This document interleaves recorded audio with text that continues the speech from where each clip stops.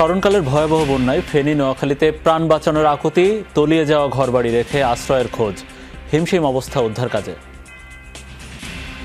আমার বয়সে তো আমি আর কোনোদিন দেখিনি এইরকম ঘটনা। থাকার কোনো ব্যবস্থা নাই, খুব করুণ অবস্থা বাড়িতে। গলা পর্যন্ত পানি উঠে গেছে, পরিস্থিতি খুবই খারাপ। জীবন রক্ষায় দুর্গত এলাকায় সমন্বিতভাবে কাজ করার নির্দেশ প্রধান উপদেষ্টার। উচ্চতার কারণে বাঁধ উপচে পানি এসেছে দাবি ভারতীয় হাইকমিশনারের। সশস্ত্র বাহিনীর সাথে দুর্গতদের পাশে স্বেচ্ছাসেবীরা। বানভাসীদের জন্য বোট আর শুকনো খাবার নিয়ে ছুটছেন বৈষম্য বিরোধী শিক্ষার্থীরা। আপনারা যদি আমাদেরকে এভাবে সংকটকালীন সময়ের মধ্যে আপনারা ইচ্ছাকৃতভাবে ঠেলে ফেলে দেন, সেটির প্রতি উত্তর বা সেটির যে পাল্টা ব্যবস্থা সেটিও কিন্তু বাংলাদেশ গ্রহণ করবে।